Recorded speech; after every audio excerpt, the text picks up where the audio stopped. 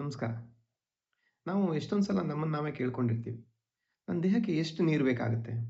ನಾನು ಕುಡಿತಾ ಇರೋ ನೀರು ನನಗೆ ಸಾಕಾಗ್ತಿದೆಯಾ ಅಂತ ಹೇಳ್ಬಿಟ್ಟು. ಅದ್ರ ಬಗ್ಗೆ ತಿಳ್ಕೊಳ್ಳೋಣ ಬನ್ನಿ. ನೀವು ಗೂಗಲಲ್ಲಿ ಸರ್ಚ್ ಮಾಡಿದ್ರೆ ಸಿಕ್ಬಿಡುತ್ತೆ. ಗಂಡಸರಿಗೆ 3 ರಿಂದ 3.5 ಲೀಟರಷ್ಟು ದಿನನಿತ್ಯ ನೀರು ಬೇಕು.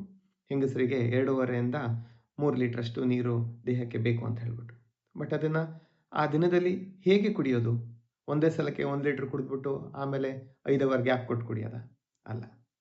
ಸೊ ನಾವು 7 ಗಂಟೆಗೆ ಎದ್ದೇಳ್ತೀವಿ ಅಂತ ಅಂದ್ಕೊಳ್ಳಿ. ನೆಕ್ಸ್ಟು 10 ಅವರ್ಸ್ 10 ಗಂಟೆಗಳು ನೀರಿನ ಅವಶ್ಯಕತೆ ನಮ್ಮ ದೇಹಕ್ಕೆ ಜಾಸ್ತಿ ಇರುತ್ತೆ. 7 ಗಂಟೆಯಿಂದ 5 ಗಂಟೆ ಅಂತ ತಿಳ್ಕೊಳ್ಳೋಣ. ಆ ಟೈಮಲ್ಲಿ ನಾವು ಮೇಜರ್ ಆಗಿ 2.5 ಲೀಟರಷ್ಟು ನೀರನ್ನು ಕುಡ್ದಿರ್ಬೇಕಾಗತ್ತೆ. ಅಂದರೆ ಪ್ರತಿ ಗಂಟೆಗೆ ಅರೌಂಡ್ 250 ಮಿಲಿ ಲೀಟರಷ್ಟು ನೀರು ನಮ್ಮ ದೇಹಕ್ಕೆ ಹೋಗ್ತಾ ಇರಬೇಕು. ಹಾಗಾದಾಗ ನಿಮಗೆ ಆ ಬಾಯಾರಿಕೆ ಆಗೋದು, ಮತ್ತು ಸುಸ್ತಾಗೋದು, ಕಾಲು ಕೈ ನೋವು ಬರೋದು ಇದೆಲ್ಲ ಕಡಿಮೆ ಆಗುತ್ತೆ. ಹಾಗಾದರೆ ನಿಮ್ಮ ದೇಹದಲ್ಲಿ ಸರಿಯಾಗಿ ನೀರಿನಂಶ ಇದೆ ಅಂತ ಹೇಗೆ ಟೆಸ್ಟ್ ಮಾಡ್ಕೊಳ್ಳೋದು? ಸುಮ್ಮನೆ ಕೈ ತಗೊಳ್ಳಿ. 5 ಸೆಕೆಂಡ್ ಹೀಗೆ ಚರ್ಮನ ಮೇಲೆ ಎಳ್ಕೊಳ್ಳಿ. ಅದಾದಮೇಲೆ ಬಿಡಿ. ವಿತಿನ್ 2 ಸೆಕೆಂಡ್ ಒಳಗಡೆ ಆ ಚರ್ಮ ನಾರ್ಮಲ್ ಆಗಿ ಬರ್ತಾ ಇದೆ ಅಂತ ಅಂದರೆ ನಿಮಗೆ ದೇಹದಲ್ಲಿ ಸರಿಯಾದ ನೀರಿನಂಶ ಇದೆ ಅಂತ ಅರ್ಥ. ಅದೇನಾದರೂ 5 ಸೆಕೆಂಡ್ಗಿಂತ ಜಾಸ್ತಿ ತಗೊಳ್ತು ನಾರ್ಮಲ್ ಆಗಿ ಹೋಗೋಕ್ಕೆ ಅಂತ ಅಂದರೆ ನಿಮ್ಮ ದೇಹದಲ್ಲಿ ನೀರಿನಂಶ ಕಡಿಮೆ ಆಗಿದೆ ಅಂತ ಅರ್ಥ. ಸೊ ಯಾವಾಗಲೂ ತುಂಬ ಬಾಯಾರಿಕೆ ಆಗೋ ತನಕ ವೇಟ್ ಮಾಡಿಬಿಟ್ಟು ನೀರನ್ನು ಕುಡಿಬೇಡಿ.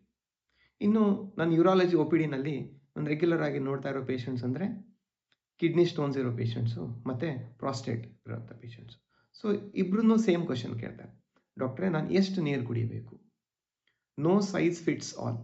ಅಂದರೆ ಎಲ್ಲರಿಗೂ ಒಂದೇ ಜನರಲೈಸ್ ಆಗಿ ನಾನು ಉತ್ತರನ ಕೊಡೋಕ್ಕಾಗಲ್ಲ.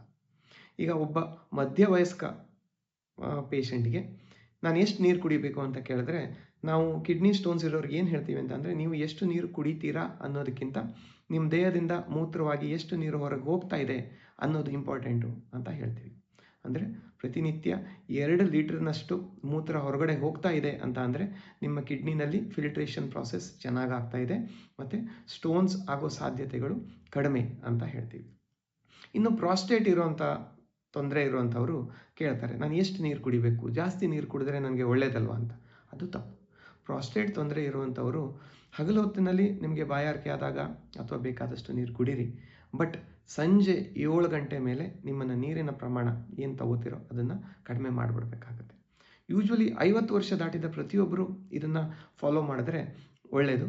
ಸಂಜೆ 7 ಗಂಟೆ ಮೇಲೆ ಯಾವುದೇ ರೀತಿಯಾದ ಒಂದು ಹಾಲಿನ ಪದಾರ್ಥ, ಕಷಾಯ ಇರ್ಬೋದು, ನೀವು ಬಿಸಿ ಹಾಲು ಕುಡಿಯೋದಿರ್ಬೋದು, ಅದನ್ನು ಆದಷ್ಟು 7 ಗಂಟೆ ಒಳಗಡೆನೆ ತಗೊಳ್ಳಿ. ನೆಕ್ಸ್ಟು ಊಟಕ್ಕಿಂತ ಮಲಗೋಕ್ಕೆ ಮಧ್ಯ 2 ತಾಸು, ಅಂದರೆ 2 ತಾಸು ಗ್ಯಾಪ್ ಇರಲಿ. ಫಾರ್ ಎಕ್ಸಾಂಪಲ್ 11 ಗಂಟೆಗೆ ಮಲಗ್ತೀರಾ ಅಂತ ಅಂದರೆ 9 ಗಂಟೆ ಒಳಗಡೆ ನಿಮ್ಮ ಊಟನ ಮುಗಿಸ್ಕೊಬಿಡಿ. ಊಟ ಆದ ತಕ್ಷಣ ಒಂದು ಸ್ವಲ್ಪ ಯಾವ್ದಾದ್ರು ಮಾತ್ರೆ ತೊಗೊಳ್ಳೋದಿದ್ದರೆ ಸ್ವಲ್ಪ ನೀರಲ್ಲಿ ತೊಗೊಂಡ್ಬಿಡಿ.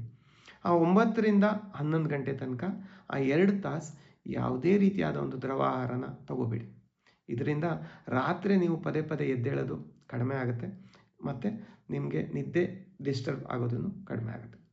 ಸೊ ನೀರನ್ನು ಎಷ್ಟು ಕುಡಿತೀನಿ ಅನ್ನೋದಕ್ಕಿಂತ ಜಾಸ್ತಿ ನಮ್ಮ ದೇಹಕ್ಕೆ ಬೇಕಾಗಿರುವಂಥ ನೀರನ್ನು ಹೇಗೆ ಕುಡಿಬೇಕು ಅನ್ನೋದನ್ನು ತಿಳ್ಕೊಳ್ಳೋದು ಅಷ್ಟೇ ಮುಖ್ಯ ಆಗುತ್ತೆ. ಸೊ ದಿನಕ್ಕೆ ಒಂದು ರಫ್ ಐಡಿಯಾ ಅಂತಂದರೆ ಒಂದು 250 ಮಿಲಿ ಇರುವಂಥ 8 ರಿಂದ 10 ಗ್ಲಾಸನ್ನು ರೆಗ್ಯುಲರ್ ಆಗಿ ನೀರು ಕುಡಿಯೋ ಅಭ್ಯಾಸನ ಮಾಡ್ಕೊಳ್ಳಿ. ಯಾವುದೇ ರೀತಿ ಬಾಯಾರಿಕೆ ಆಗೋ ತನಕ ವೆಯ್ಟ್ ಮಾಡಬೇಡಿ. ಅದರ ಅರ್ಥ ನಿಮ್ಮ ದೇಹದಲ್ಲಿ ನೀರಿನಂಶ ಕಡಿಮೆ ಆಗಿದೆ ಅಂತ ಅರ್ಥ. ಹಾಗೂ ಸುಸ್ತಾಗ್ತಾ ಇದೆ, ತುಂಬ ಬೆವರ್ತಾ ಇದ್ದೀರಾ ಅಂತಂದರೆ ಆವಾಗ ನೀರನ್ನು ಕುಡಿತಾ ಇರಿ. ಬರೀ ನೀರಷ್ಟೇ ಅಲ್ಲ, ನಮ್ಮ ದೇಹದಲ್ಲಿ ಎಲೆಕ್ಟ್ರೋಲೈಟ್ಸ್ ಅಂಶ ಜಾಸ್ತಿ ಆಗೋಕ್ಕೆ ಎಳ್ನೀರು ಕುಡೀರಿ. ಜೊತೆಯಲ್ಲಿ ನಿಂಬು ರಸ ಹಾಗೆ ಹಣ್ಣಿನ ರಸಗಳನ್ನ ಮಧ್ಯೆ ಮಧ್ಯ ಸೇವಿಸ್ತಾ ಇರಿ. ಬೇಸಿಗೆಗಾಲದಲ್ಲಿ ಜಾಸ್ತಿ ನೀರು ಬೇಕಾಗುತ್ತೆ, ಚಳಿಗಾಲದಲ್ಲಿ ಕಡಿಮೆ ನೀರು ಬೇಕಾಗುತ್ತೆ. ಬ್ಯಾಲೆನ್ಸ್ ಮಾಡ್ಕೊಳ್ಳಿ. ಅದೇ ರೀತಿ ವಯಸ್ಸು ಆಗ್ತಾ ಹೋದಂಗೆ ನಿಮಗೆ ದೇಹನೇ ಕೇಳುತ್ತೆ ಅಷ್ಟು ಕುಡೀರಿ ಸಾಕು. ಅತಿಯಾಗಿ ತುಂಬ ನೀರನ್ನು ಕುಡಿದ್ರೂ ಪ್ರಾಸ್ಟೇಟ್ ತೊಂದರೆ ಇರೋರಿಗೆ ತೊಂದರೆ ಆಗ್ಬೋದು.